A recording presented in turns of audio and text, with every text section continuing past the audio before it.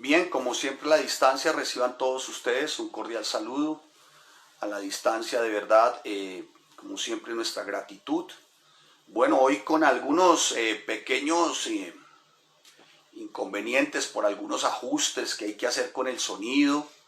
Así que por favor me confirman ustedes si tienen un buen sonido, si hay una buena imagen. No ha sido como sencillo tratar de transmitir. Parece ser que a la gran mayoría de las personas, ¿no?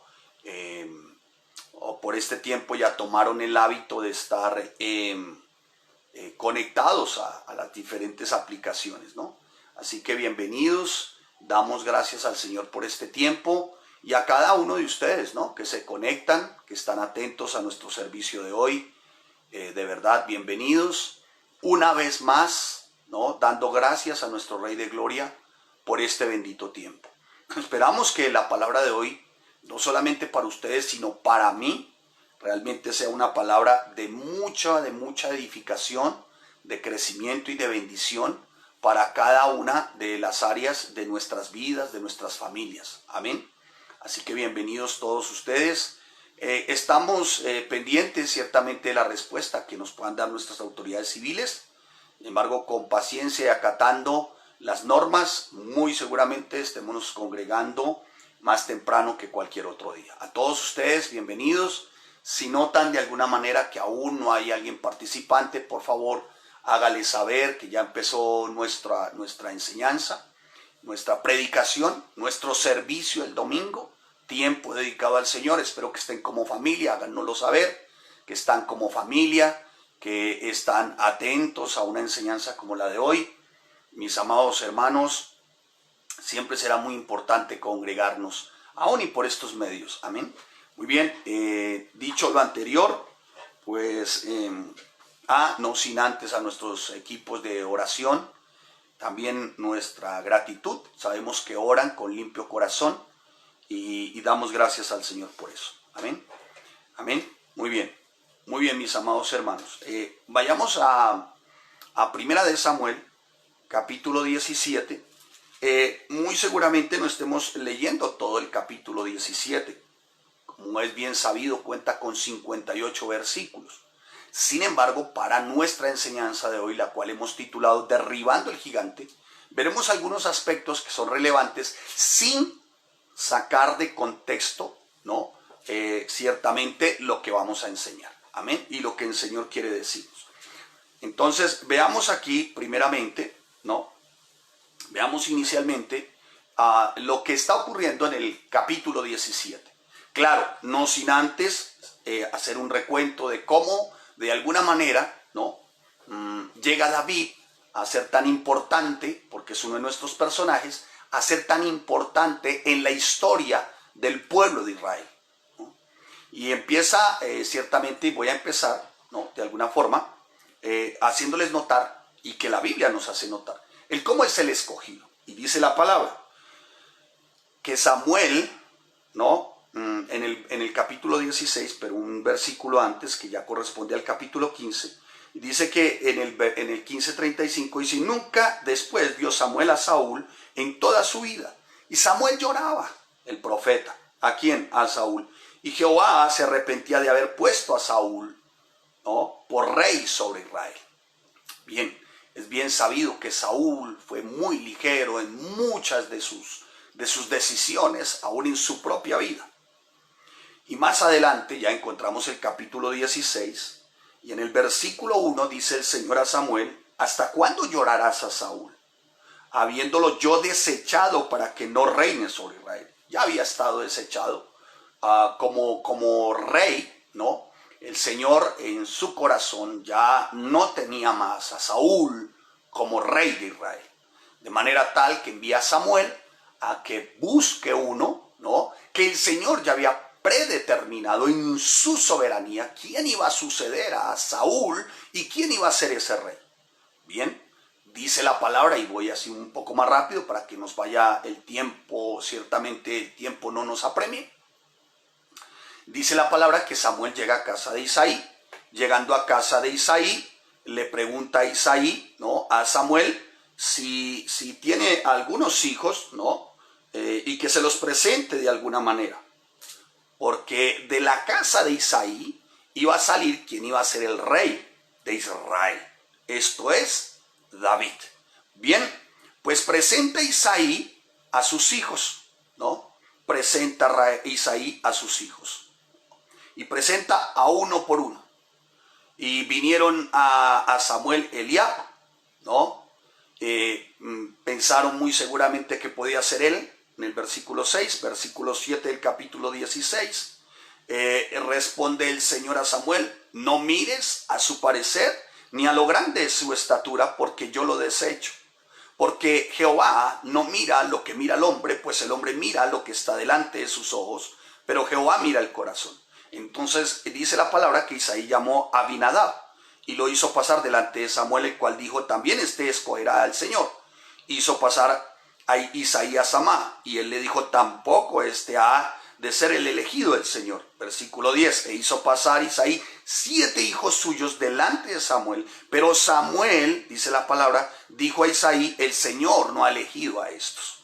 Entonces dijo Samuel a Isaí: ¿son estos todos tus hijos? Le faltaba por presentar uno a Isaí. Queda aún el menor, dijo él, pero el menor apacienta ovejas, ¿no? Y entonces Samuel le dice: envía por él, ¿no? No nos sentaremos a la mesa hasta que él venga. Envió pues por él y le hizo entrar, y era rubio, versículo 12, ¿no? De hermosos ojos y de buen parecer. Entonces el Señor le dice a Samuel: levántate y úngelo, porque este es. Y Samuel tomó el cuerno del aceite, lo apartó, lo ungió en medio de sus hermanos, y desde aquel día en adelante el Espíritu del Señor reinó sobre David. Se levantó luego Samuel y se volvió a Ramá. Hermanos, vemos aquí la historia de un joven que inicialmente ni siquiera es tenido en cuenta por su propia familia, ¿no? Ni siquiera en ese momento es tenido en cuenta. Somos muy dados, ¿no? Y lo demuestra aquí el texto, a mirar las apariencias, a fijarnos en lo externo, a realmente estar más atentos en lo que puede ser lo externo que lo interno. Y vamos a ver entonces más adelante en el capítulo 17, ¿no?, cómo David entra en la escena de algo épico, inolvidable, ¿no? Una lucha épica, inolvidable, un confrontamiento épico, inolvidable. Y aquí permítame hacer una introducción. Y es indudable que a lo largo de la historia de la humanidad se han registrado luchas y grandes batallas muy épicas, ¿no?, con épicas victorias, pero también con épicas derrotas. Y el pueblo cristiano no ha sido ajeno a estas luchas, ¿no? Como por ejemplo en la época en la que se intenta imprimir en su momento algunos ejemplares de Biblia. Uno de los filósofos de la época, más exactamente Voltaire, dijo en su momento: esperaría yo que ni uno solo de esos ejemplares se imprimiera, y de aquí, y determinó él, a algún tiempo no existiese un cristiano más. Pues épicamente una batalla que este filósofo, que muere después loco, ¿no? Este filósofo, esta batalla que intenta de alguna manera emprender y desafiar al Dios eterno, a nuestro Rey de Gloria, ¿no? Tiempo después, esa batalla se demuestra, en esa batalla este hombre es derrotado. ¿Y cómo es derrotado? En la casa donde él proclamó esto, en la casa de él se empieza a desarrollar lo que se llama la imprenta de Wittenberg. Y ahí es donde empieza a imprimirse los primeros ejemplares de la Biblia. O sea, el cristianismo no ha sido ajeno a estas luchas, a estas batallas, ¿no? Y el pueblo de Israel, ni se diga. El pueblo de Israel es reconocido como nación en 3 días, el 14 de mayo de 1948. En una lucha que hasta el día de hoy se recuerda, ¿no?, con bastante afecto, por lo que el Señor nuestro Dios hace con su pueblo, lo respalda, cuando de verdad estaban en comparación con sus enemigos, eran bastante menguados, permítame la expresión, parecieran insignificantes frente a semejantes adversarios, ¿no? Y en un día, como está profetizado en Isaías 66:8, ¿no? Nace una nación, ¿no? Al frente el general Moshe Dayan y el primer ministro David Ben Gurión, bendecidos de parte del Señor, porque Él les da semejante victoria, una victoria épica.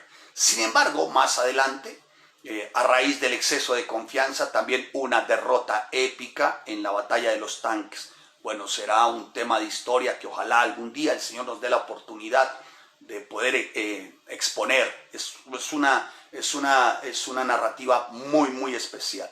¿Por qué? Por la batalla en sí, pero también por el poderío del Rey de Gloria respaldando a los suyos. Luchas que se registran, también vemos desde el Antiguo Testamento, donde la desigualdad se presenta al momento del combate.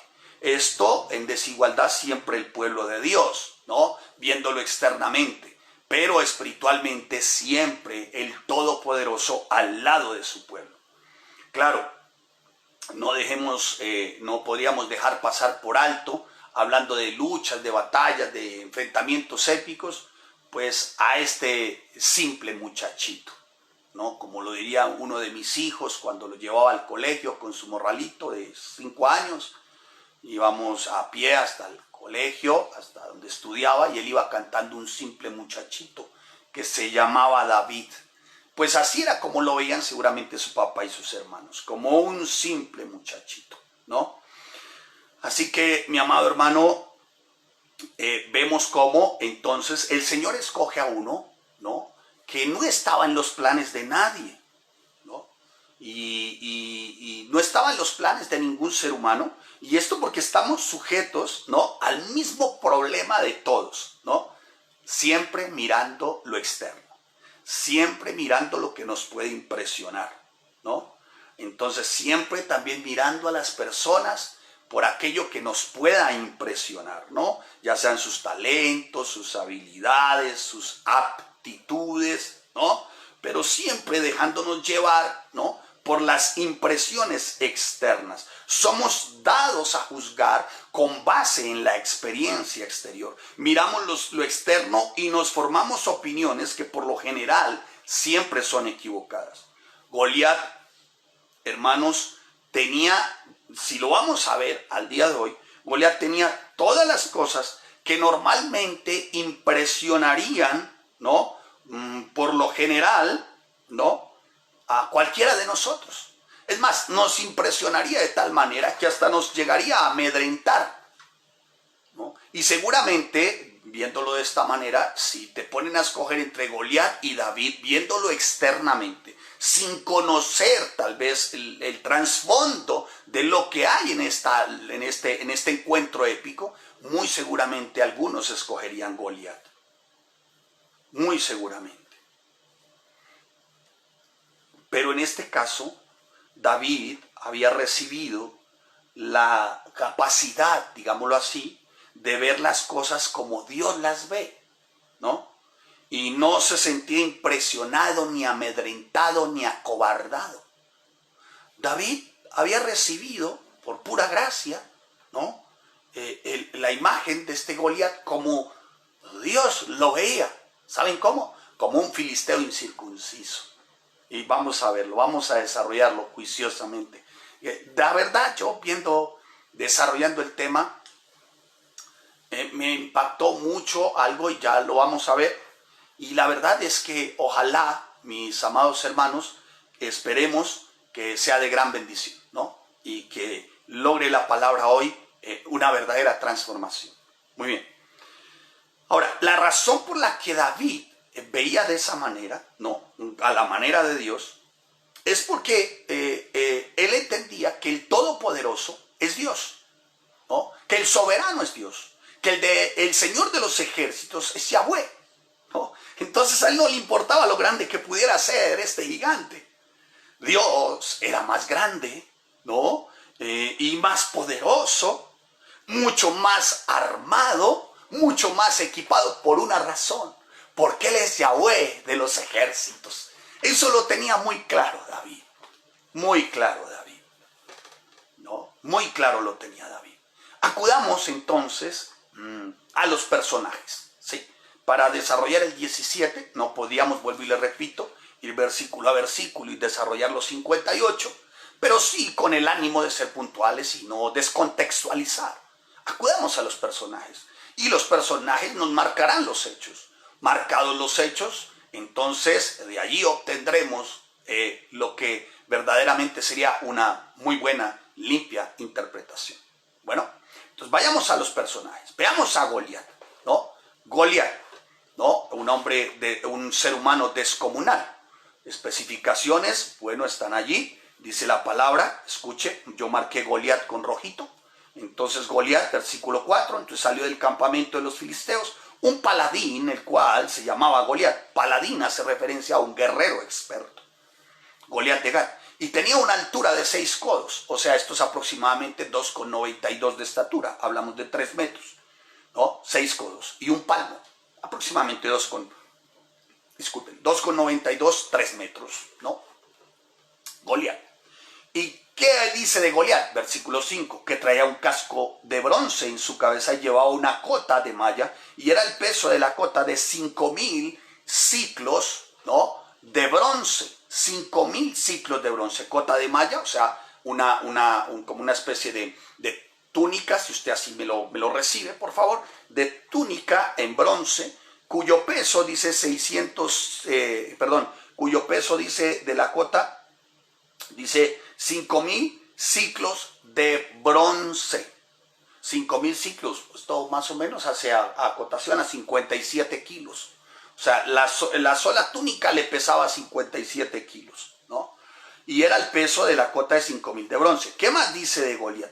Y el asta de su lanza, dice, llevaba sobre sus piernas, traía grebas de bronce, jabalina de bronce entre sus hombros. Y el asta de su lanza era de como un rodillo de telar y tenía el hierro de su lanza 600 ciclos de hierro. 600 ciclos de hierro, hermano. O sea, solo la lanza, la punta, 7 kilos. Eso dice de Goliat. Sigamos con Goliat rápido. Y se paraba Goliat y daba voces a los escuadrones de Israel diciéndoles: ¿para qué os habéis puesto en orden de batalla? ¿No soy yo el filisteo y vosotros son los siervos de Saúl? Escoged entre vosotros que venga contra mí. O sea, ustedes son unos simples hombrecillos. Él siempre se jactaba de ser lo que era, ¿no? Un paladín malvado. ¿No? Y dice, si él pudiera pelear conmigo, y si él, al hombre que enviase, si él pudiera pelear conmigo y me venciere, entonces dice, y lo venciere, ustedes serán mis siervos, si él me vence, nosotros seremos sus siervos. Y añadió el filisteo, hoy yo he desafiado el campamento de Israel, dadme un hombre que pelee conmigo. Estoy hablando del filisteo, ¿no? Estoy hablando del filisteo, estoy hablando de Goliat. Primero el personaje. Vamos a Goliat, el personaje. ¿De acuerdo? Goliat, el personaje. Ahora bien, ¿qué dice? Vemos otro personaje aquí. Saúl. Aquí Saúl aparece en escena. Versículo 11. Vamos a ver Saúl en este momentico. ¿Cómo así? Saúl aparece en escena y dice, oyendo Saúl y todo Israel estas palabras del filisteo, se turbaron y tuvieron gran miedo, o sea, se acobardaron. El mismo Saúl también tuvo gran miedo, pero ¿cómo puede ser esto si Saúl había sido un experto de guerra? Le entró miedo al mismo Saúl. Y David era el hijo de aquel, sigamos con Goliat. Muy bien, entonces dice que el filisteo siempre, en todo tiempo, los estaba amedrentando. Siempre, en todo tiempo. En todo tiempo los estaba amedrentando, en todo tiempo de alguna manera les estaba infundiendo temor, ¿no? En todo tiempo les infundía temor, ¿no? Y siempre hablaba las mismas palabras. Mientras él hablaba con ellos, he aquí que el paladín, versículo 23, se ponía en medio de los dos campamentos que se llamaba Goliat, el filisteo de Gat, y salió entre las filas de los filisteos y hablaba las mismas palabras. O sea, siempre les decía lo mismo. Siempre les hablaba de la misma manera. Siempre los atemorizaba, siempre les infundía mucha cobardía también, porque eso generaba cobardía, temor, tembladera, como yo diría, beriberi, ¿no? Siempre, en todo tiempo. Así era en todo tiempo este hombre. durante varios días lo hizo, ¿no? Hablaba las mismas palabras. ¿Y qué ocurría? Ellos huían, el pueblo, y tenían gran temor, ¿no? Cuando tú ves el versículo 24, dice, y todos los varones de Israel que veían al hombre huían de su presencia y tenían gran temor. Dice así, ¿no? Así que, mi amado hermano, el temor te va a hacer huir, el temor te va a hacer sentir cobardía, el temor te va a hacer echar para atrás. El temor, amado hermano, por el temor se tiende a olvidar las obras del Señor en nuestras vidas. Por el temor se tiende a alejarse de Dios.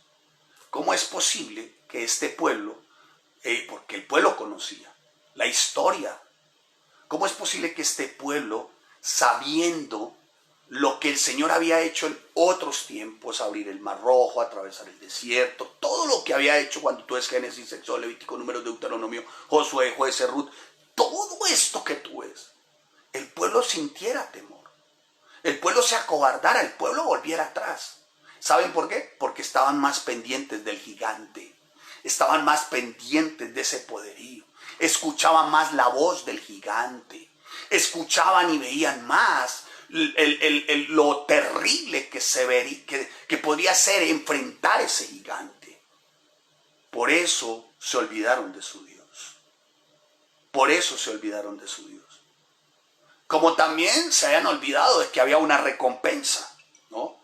Y cada uno de los de Israel decía, ¿no habéis visto a aquel hombre que ha salido? Él se adelanta para provocar a Israel. Al que venciere, el rey le enriquecerá con grandes riquezas y le dará a su hija y eximirá de tributos a la casa de su padre Israel. Mire, el pueblo, aún ni ofreciéndole recompensa, el pueblo dejaba de ver al gigante.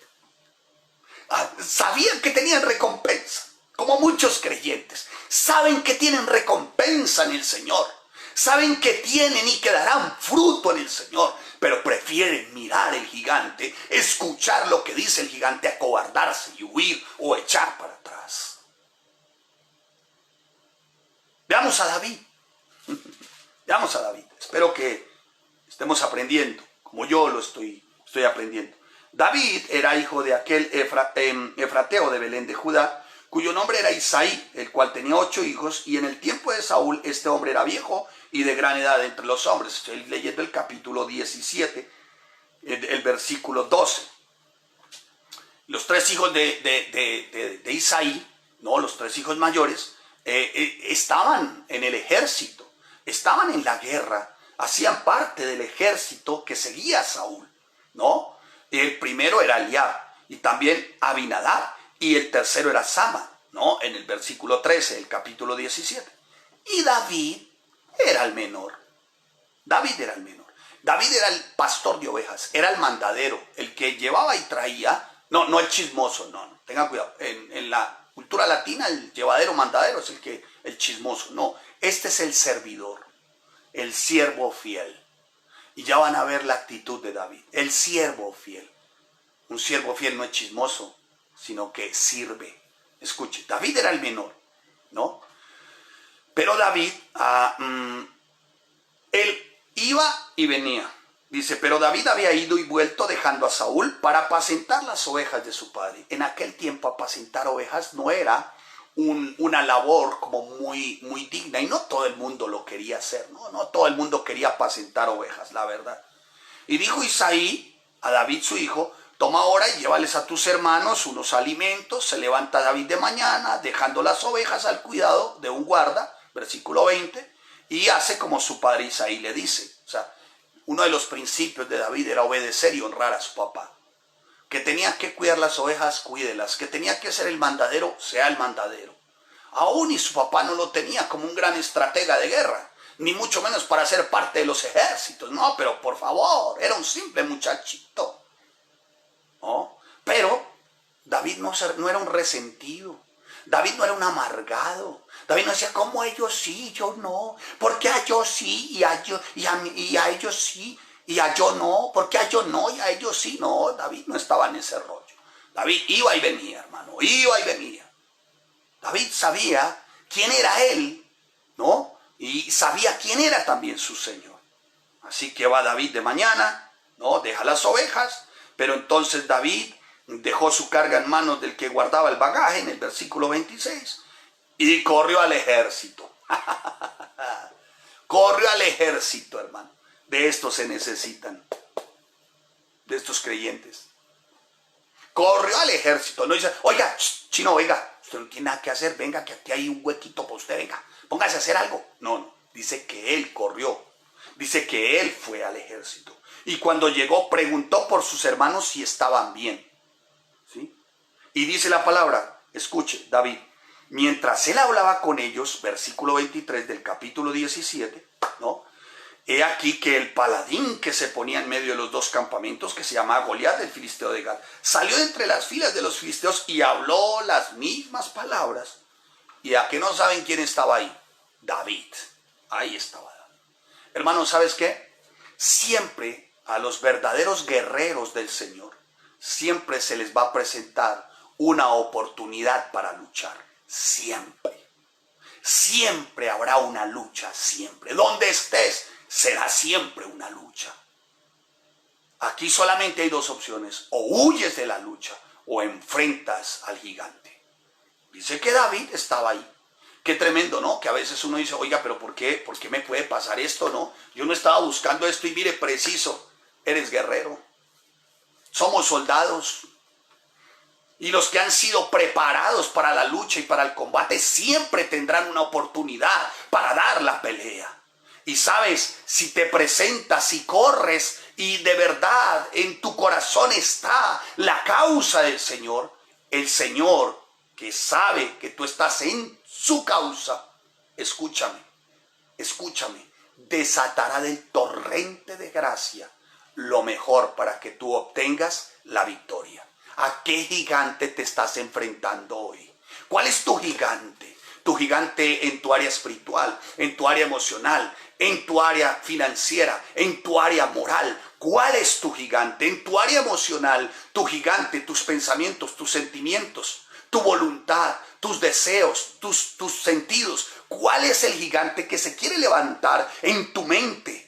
¿Cuál es ese gigante de estructura, de apocamiento, de pobreza, de miseria, de ruina? ¿Cuál es ese gigante en tus sentimientos de amargura, de falta de perdón, de resentimiento, de resquemor? ¿Cuál es ese gigante? No le rehuyas al gigante, hazle frente al gigante. Y sabes, el Señor tu Dios que te ha apartado como guerrero, cuando te ve en la lucha, en el fragor de la batalla, desatará de su torrente de gracia todo un arsenal, hermano, para hacerte a ti victorioso y para hacerme a mí victorioso. Pero no le rehuyas a la lucha. Perdón, disculpen. Algunos no les llama la atención. Pastores que nos gritan, pastores que lloran. Disculpen. Entonces, como ustedes quieran. No, Señor, así no es. Es como está acá. Y leer y estudiar una palabra como esta sin que algo por dentro te herva es imposible, hermano. Es imposible, hermano. Que no sientas fuego, hermano, por la lucha, por el fragor, por la batalla. Es imposible, hermano, al menos que seas un dormido, un tonto de capirote. Cuando tenemos la palabra y los recursos de su gracia, hermano, estamos llamados a ser verdaderos guerreros, hermano. No soldaditos de chocolate o cristianillos de azúcar y papel.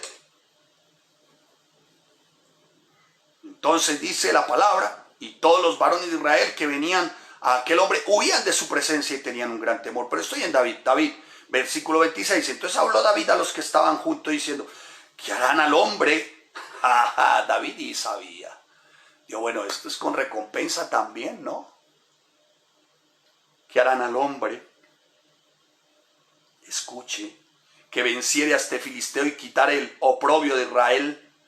Porque ¿quién es este filisteo incircunciso para que provoque a los escuadrones del Dios viviente? ¡Wow! David. ¿Sabe? Sí, él pensó en la recompensa, pero tuvo algo muy claro. Escuche, varios aspectos claros aquí. Primero, su recompensa. Pero lo segundo que me llama la atención, dice, al que venciere. O sea, él nunca dijo, ¿y qué le darán por si de pronto? No, dijo al que venciere. Hay una convicción en su corazón. Tú, cristiano, si la convicción no está en tu corazón de vida eterna, de coronas y galardones, hermano, olvídate, no vas a luchar ni por un pirulito. O pirulito es una colombina, ¿no? Porque de pronto ahorita resultan algunos viendo novelas o la novela turca. Tengan cuidado. ¿Qué le dan? Porque dice al que venciere. ¿Y sabe cómo le dice? Este filisteo. O sea, él no lo estaba viendo como los demás que huían, ¿no? En el versículo 24, huían de su presencia y tenían gran temor. Te digo, ¿y qué le darán a este filisteo? Y quitaré el oprobio. Lo segundo, pensó en su pueblo. Hermano, algunos ni piensan en la iglesia, en sus hermanos, en la congregación. Les da lo mismo, como dirían por ahí, le importa un pimiento. Le importa 5 su iglesia.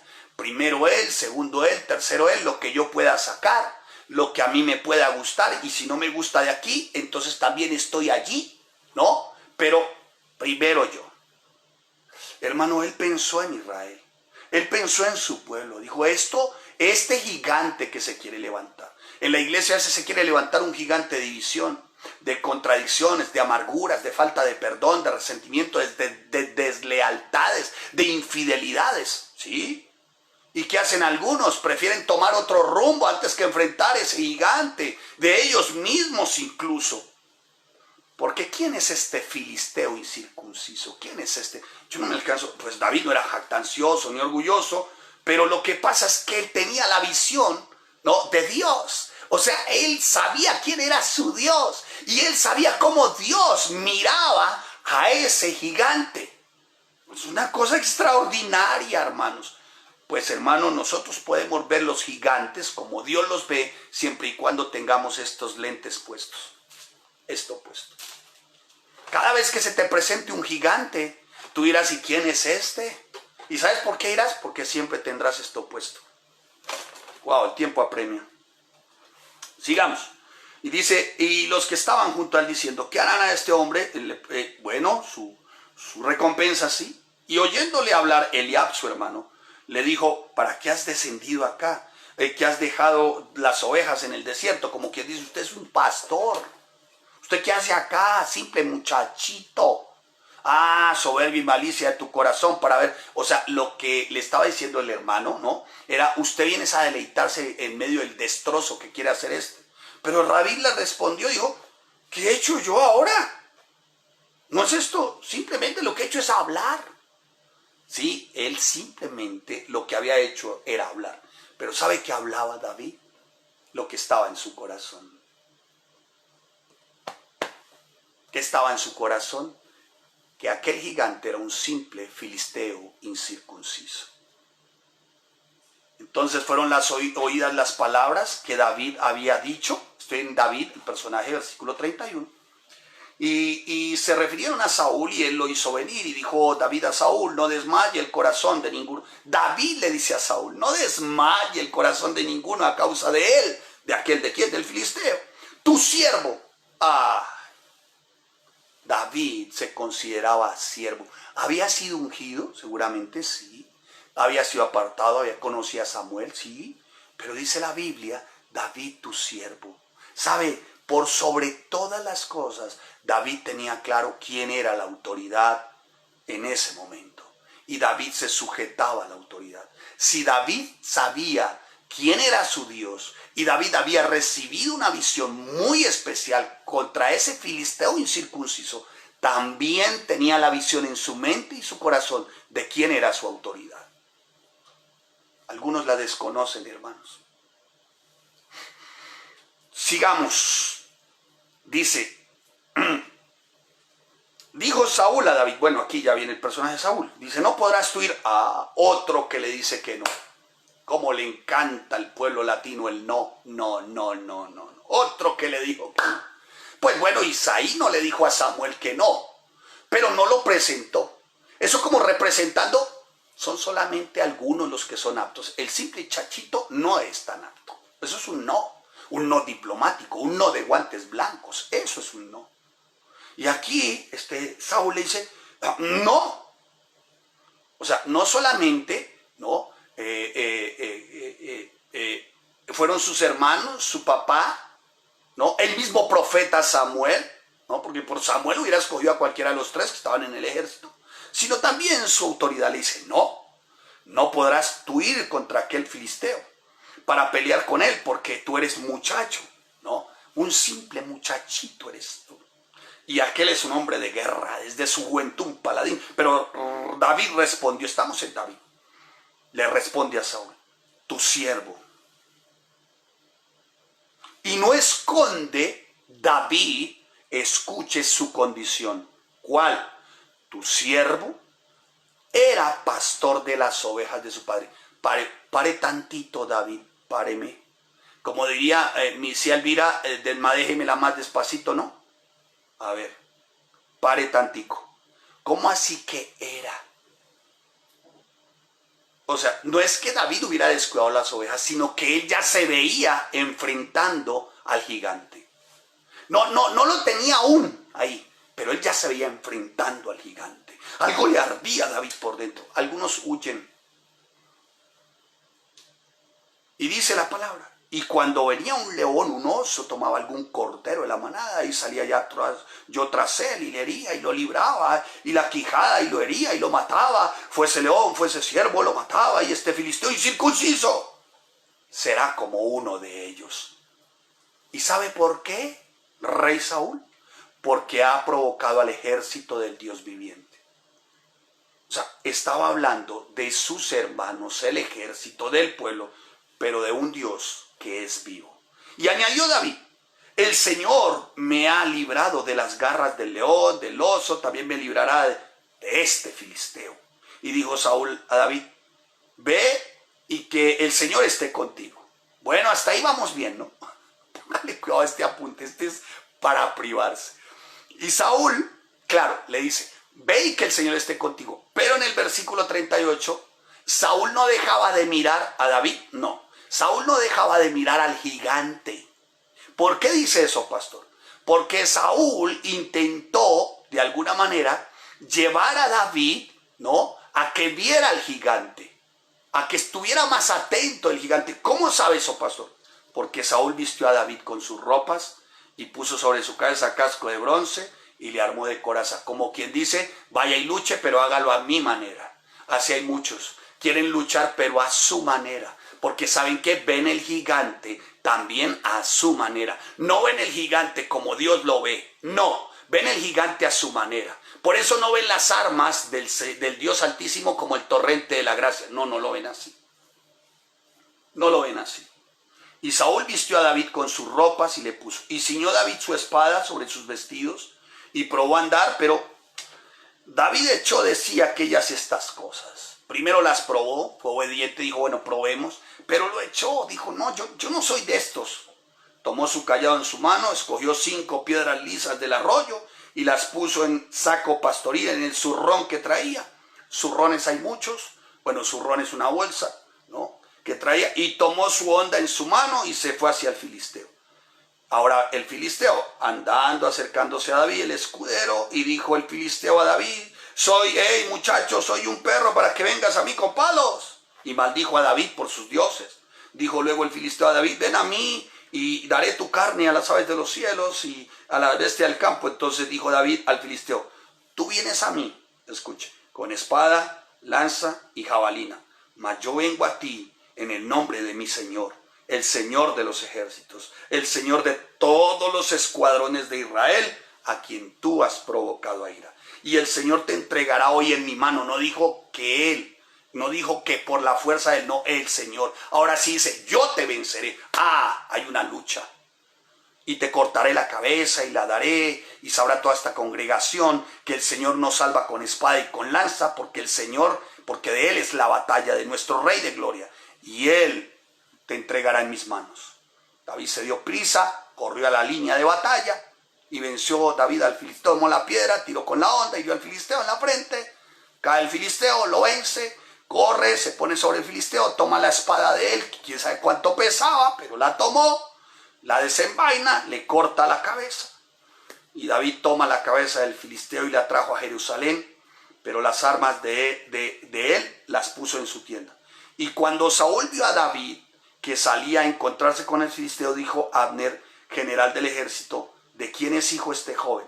Y Abner respondió, vive tu alma, rey, que yo no lo sé, completo desconocido. Pregunta de quién es hijo ese joven. Y cuando David volvía de matar al filisteo, Abner tomó, lo llevó delante de Saúl, teniendo David la cabeza del filisteo en su mano, y le dijo, Saúl, muchacho, ¿de quién eres hijo? Y David respondió, yo soy hijo de tu siervo, de Isaí, de Belén. Jamás negó su identidad. Cada vez que tú rehusas las luchas, niegas de quién es hijo. David, y ¿cómo se diría? Voy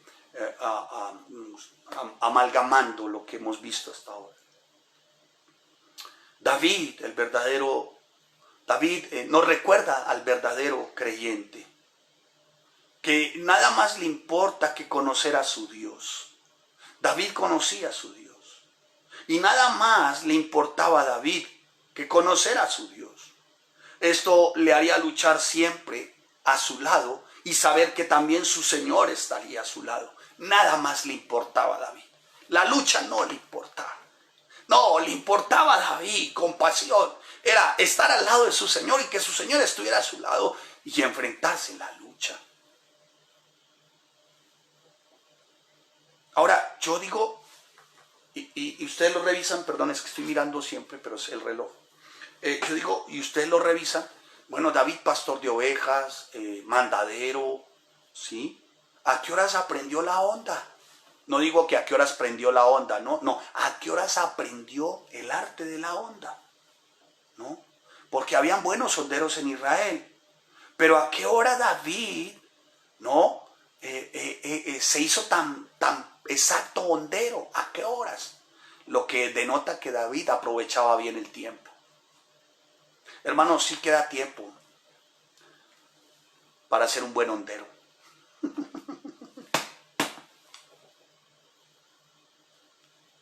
Sí queda tiempo para ser un buen hondero. Mira tan preciosa arma, letal. Algunos la menosprecian, la tienen en poco. Por eso buscan otros lugares. Pero ¿a qué horas David fue tan buen hondero? Se nota que aprovechaba bien el tiempo. Para muchos esto es una simpleza. Nos interesa más ser teólogos de teclado, de internet. Esto no es tan bueno. Así que vemos a un David que ni siquiera el profeta Samuel lo tenía en cuenta. El profeta Samuel, como igual que muchos, mirando lo externo. Vemos a un David que toma 5 piedras. Alguien dijo 5 piedrecitas y el número 5 y el 5 y el 5. Hermano, pues yo no puedo ser, eso no me dice la Biblia qué representan. A mí no me dice eso. Me dice que solamente son 5 piedras. Y en la Biblia no me dice qué representa ahí para David el 5. No lo sé, ¿no? Pero ¿qué quiero decir? ¿Qué quiero que por favor ustedes y yo comprendamos con lo siguiente que voy a decir? Hermano, eran 5 piedrecitas. 5 piedras, o sea, algo insignificante, algo que no podía ser tan significativo frente a semejante gigante. Había aprovechado bien el tiempo, buen hondero, había aprovechado muy bien el tiempo. ¿Qué te quiero decir, hermano? Siempre que tú aprovechas bien el tiempo, siempre que tú desarrollas destreza aprovechando bien el tiempo y aprovechándoles con la palabra, y siempre que tú desarrollas destreza con la palabra, hermano, te va a servir en algún momento de tu vida. No la deseches. Mire que David no era ni la espada ni la lanza. Era algo que él había aprendido. No lo había desechado. Y mira cómo le sirvió. Los demás seguramente todos con espadas, jabalinas y lanzas. Pero David, escuche, esto que él hizo, lo aprendió y lo aprendió muy bien. Y cuando llegó el momento de usarla, fue letal. 5 piedrecitas.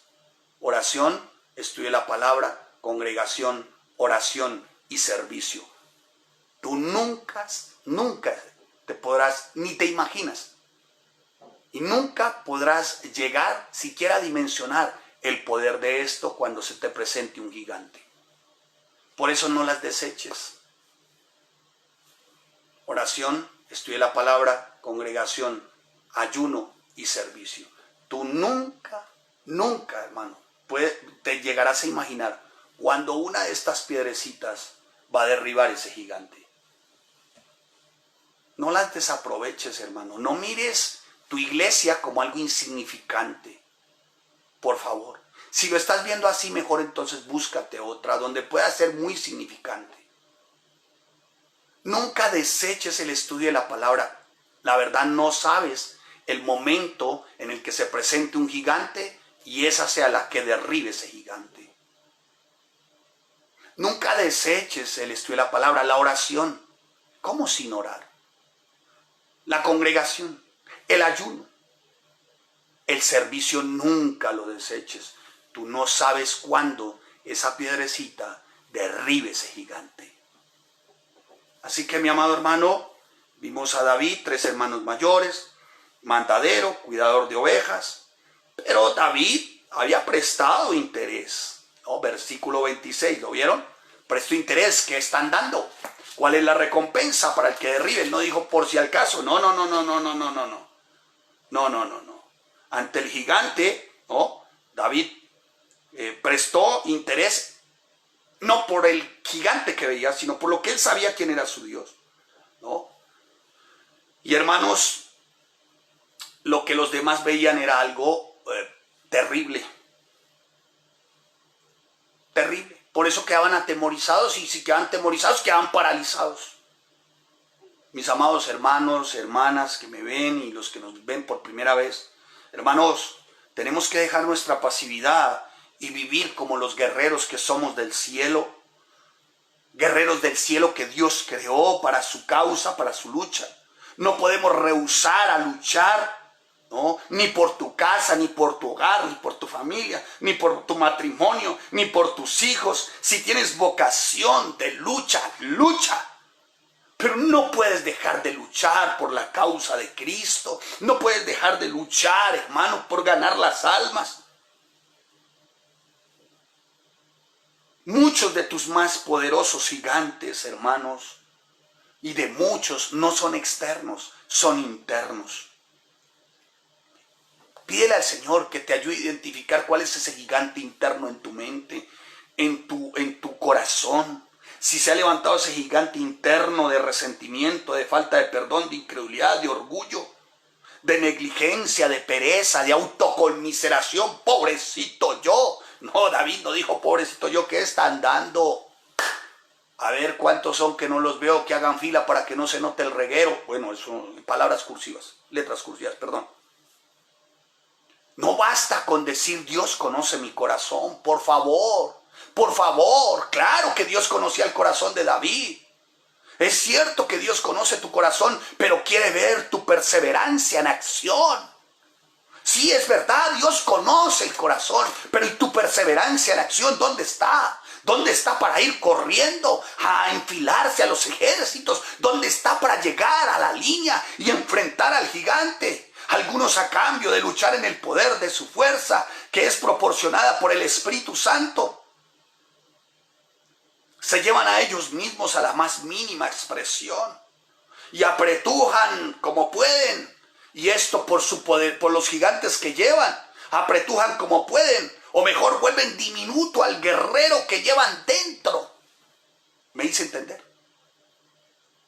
A cambio de luchar, hermano, en el poder de la fuerza del Señor, que es proporcionada por el Espíritu Santo, ellos mismos como que se llevan a la misma expresión, se arrugan, apretujan su guerrero interior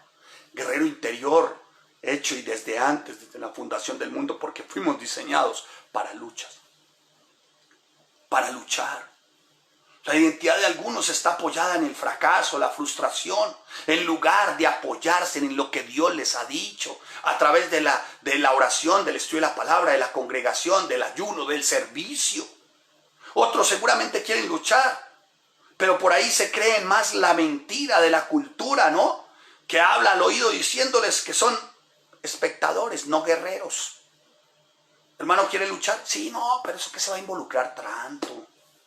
No, no, no, eso no se comprometa tanto. Eso es mejor mirar la lucha de otros desde las graderías. Y a cambio de pelear, se entretienen desde su mullido sillón de confort, ¿no? Como algunos que conozco. Viendo cómo otros de sus hermanos sí luchan. ¿Por qué? Porque ellos buscan lo suyo propio. Los demás hermanos luchando, hermano, para que la sana doctrina corra, para que la palabra corra, para que en la oración, y esto es relación, el Señor escuche verdaderamente nuestra petición y nos respalde en esta lucha. No, prefieren tomar para otro lado, no, recibir de otro lado, servir de otro lado, y que estos luchen, miren a ver cómo. Y así ocurre con las familias. Hijos que abandonan a sus padres, pues que luche como pueda. ¿Quién lo mandó traerme a este mundo? Otros padres que ven que sus hijos luchan. Y a cambio de estar orando por ellos, no les estoy diciendo que les dé dinero, mercado, ropa, no. Orar por ellos, influenciándolos en la palabra, haciéndoles ver qué es pecado, que se arrepientan. Eso es, hermano, luchar por ellos. Eso es estar en el frente de batalla. No es mimándoles sus demonios de adulterio, de fornicación, de lascivia, de inmoralidad. No.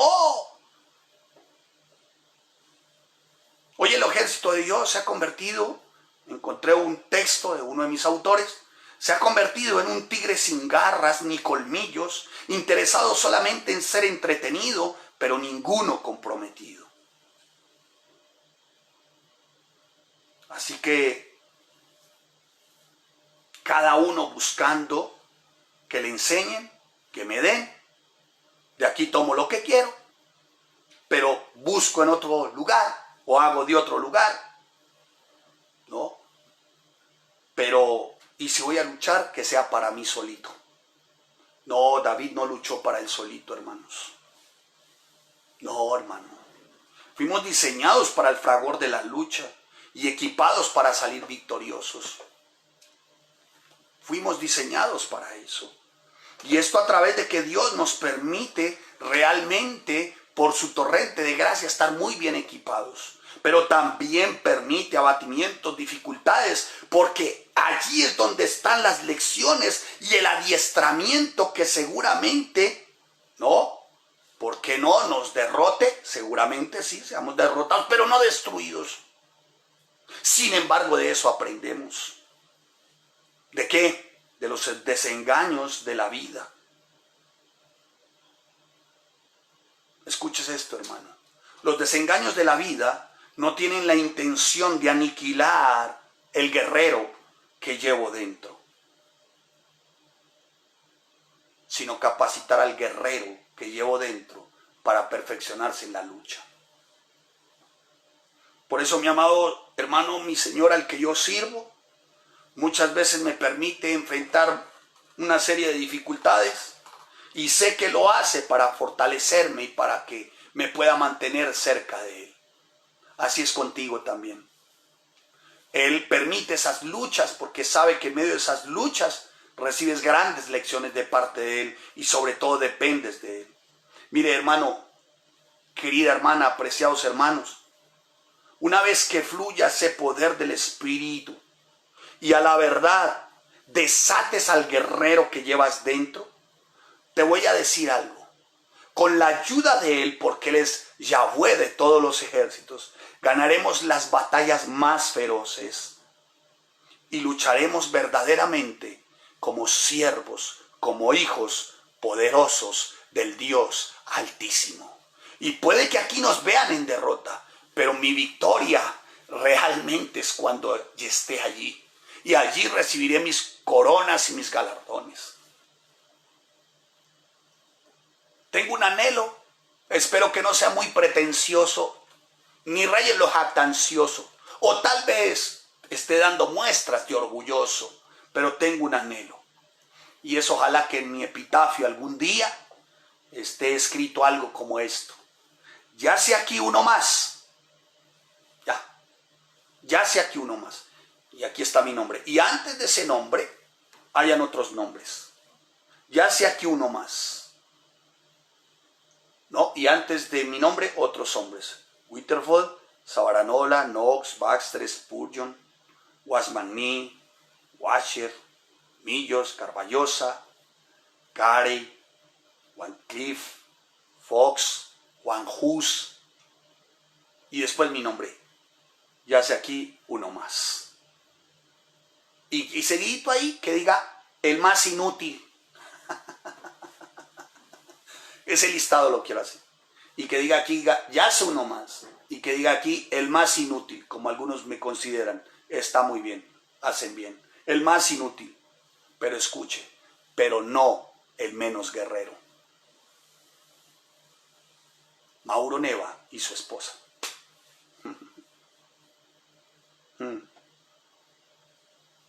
De verdad, hermanos, que damos la pelea, que damos la lucha, sí. Mire, hermano, cuando yo nací de nuevo, el Señor que me rescató no estaba repartiendo el miedo, me estaba alcanzando, y esto por pura gracia.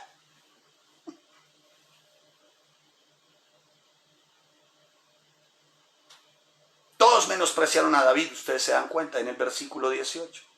Pero ¿sabe qué hace David? Se aparta. Hermano, cada vez que alguien te menosprecie por tu condición de cristiano, apártate. Apártate. Pero pastor, hay que predicarle. Sí, ya le predicaste, ya le dijiste. Pero si te menosprecian, apártate. No te involucres en un círculo de cobardes. Recuerda, eres del escuadrón de los ejércitos de Dios. Eres guerrero. Y por lo general los que te desprecian de primer plano son tus familiares. Y esto porque estás involucrado en la causa de Cristo, que es que la palabra corra, que haya sana doctrina y ganar almas. Mis amados hermanos, si hemos de cumplir el propósito que Dios nos ha dado como siervos y siervas, si hemos de cumplirlo, es imperativo, hermano, hoy que nos enfrentemos a esos gigantes. Que nos enfrentemos a esos matones culturales, sociales, emocionales, mentales, y comencemos a luchar por lo que verdaderamente importa. Es paradójico cuando algunos elaboran sus hojas de vida para los empleos, ¿no? Son simpáticos. En la iglesia, pues obviamente ocurren otra serie de circunstancias. Pero revisando algunas hojas de vida me encontré con esto, ¿no? Deme sus, ¿cómo es que dice? Deme sus características, ¿cuáles son sus fortalezas? Es que preguntan. Y colocan proactivo, gran capacidad para desarrollar proyectos, gran capacidad para la labor bajo presión, disponibilidad la requerida de ser posible domingos festivos y horas extras, proyección personal, objetivos claros, alto poder de rendimiento, ¿no?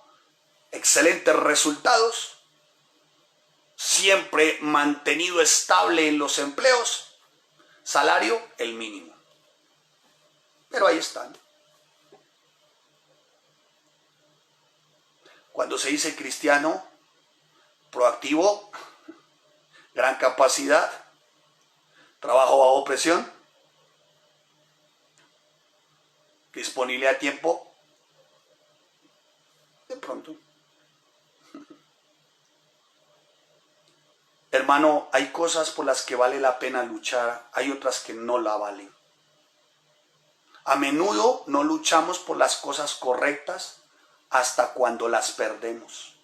Y mucho menos luchamos por las cosas santas hasta que nos lamentemos. Mauro Neva. Seguramente salgamos heridos en el fragor de la lucha. ¿Quién no? ¿Quién no ha sido herido? Mi esposa, mis hijos, muchos de ustedes, siervos, servidores, maestros. ¿Quién no ha salido herido en el fragor de esta lucha? ¿Quién no? ¿Quién no? Sin embargo, hay uno que nos ayuda en las heridas y nos cicatriza, ¿no? Y ese es nuestro Rey de Gloria. Ese es Jesucristo. Él cura nuestras heridas. ¿Y qué denotan de alguna manera, las cicatrices que hacen, que reflejan de una persona? ¿Qué reflejan las cicatrices de la lucha O sea, ya ha sido sanado de una persona, de un cristiano, de un verdadero guerrero, que denotan que es un gran guerrero. ¿Qué más? Denota también esa cicatriz que hubo alguien soberano y poderoso que con gracia lo curó. Ese es Jesucristo. Entonces, guerreros sin cicatrices. Y algunos no quieren que se les toquen. Son demasiado sensibles. Yo no me lo imagino, por ejemplo, en el monte en aquellas épocas, ¿no? Y a cambio de un fusil con un corta uñas y un secador de pelo, hágame el favor, así hay muchos cristianos. Más pendientes de su equipo de manicure que de la oración, el estudio de la palabra, la congregación, el ayuno y el servicio. Tremendo equipamiento. La Biblia está llena de innumerables hombres que sufrieron antes que Dios los usara para la lucha. Porque vivir como un guerrero exige que luches con vigor hasta la agonía y no que le huyas a la lucha.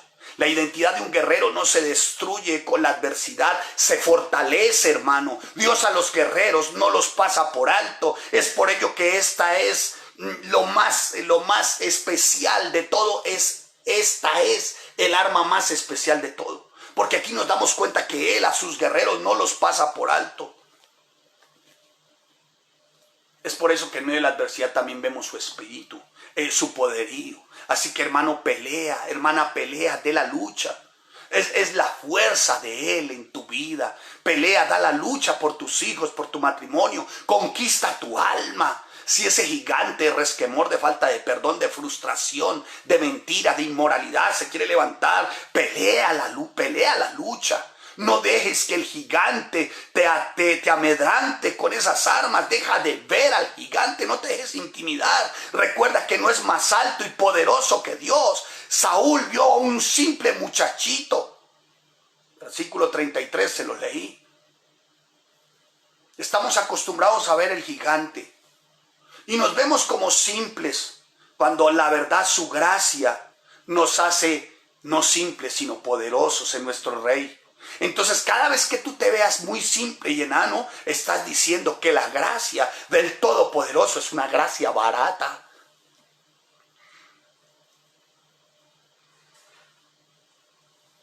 David presentó sus credenciales en el versículo 34, se los leí. Tu siervo, qué noble, reconociendo la autoridad. Pastor de ovejas, dice, y dice era, no dijo soy. ¿Sabe qué? Él ya se sentía involucrado en la causa de su Señor. La lucha ya estaba en su corazón, pero sabía quién era su Señor. Tanto que él no dice, yo pelearé contra este poderoso gigante. No, dice, este es un filisteo incircunciso. Yo he salido airoso. ¿Y sabe por qué he salido airoso, rey Saúl? Porque el Señor ha estado conmigo. Porque su gracia no es una gracia barata. Y Saúl intenta equiparlo a su manera. O sea, sí, ve y lucha, pero hazlo a mi manera. David dijo, no, un momentico, es él. Así que, hermano, cada vez que tú escuches una voz que te diga, sé cristiano, pero a esta manera, no lo escuches. Escucha esto.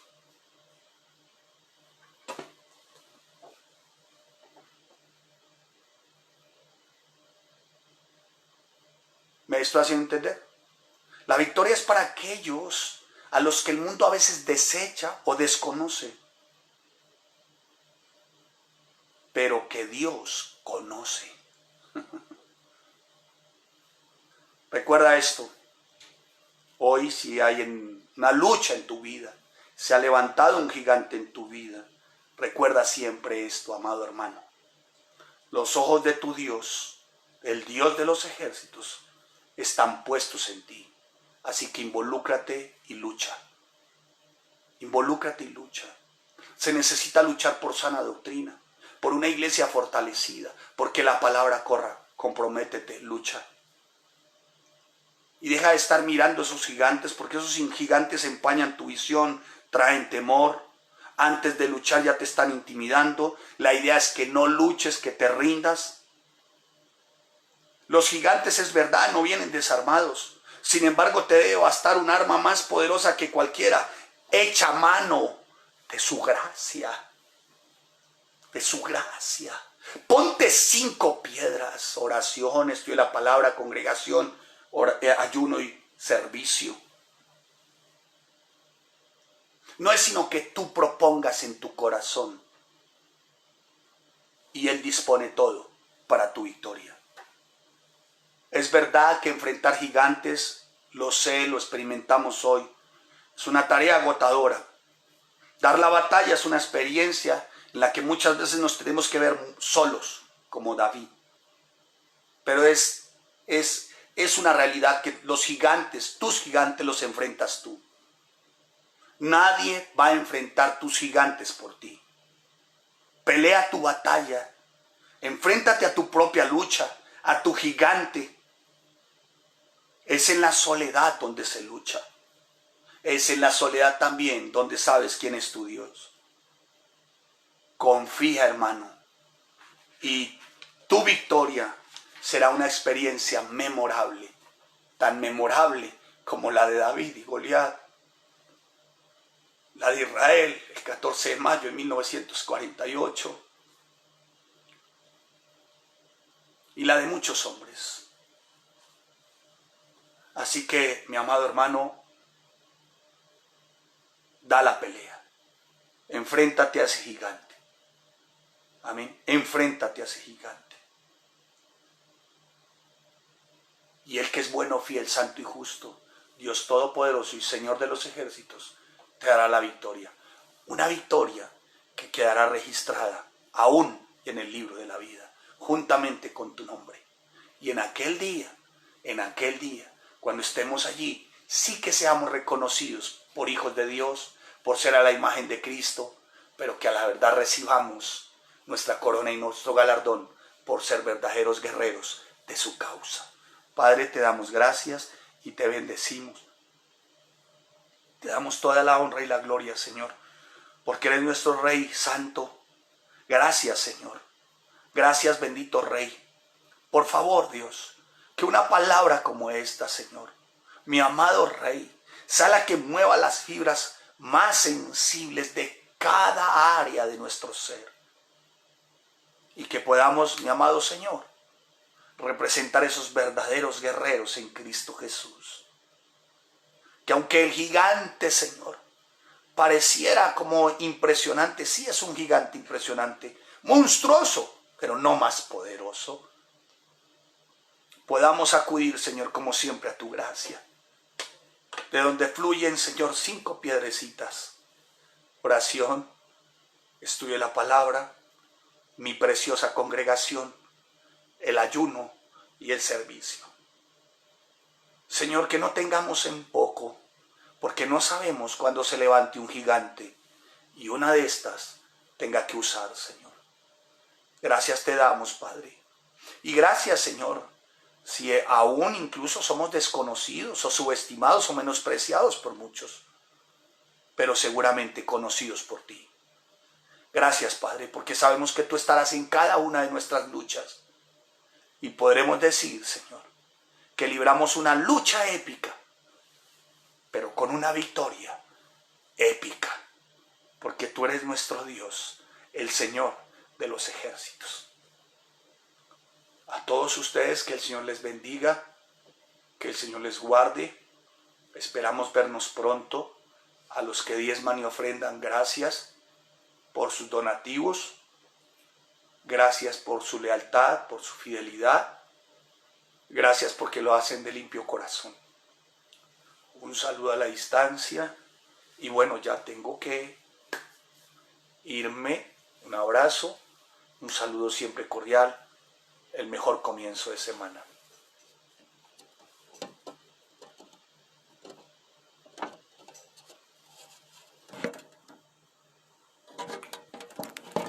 Perdón.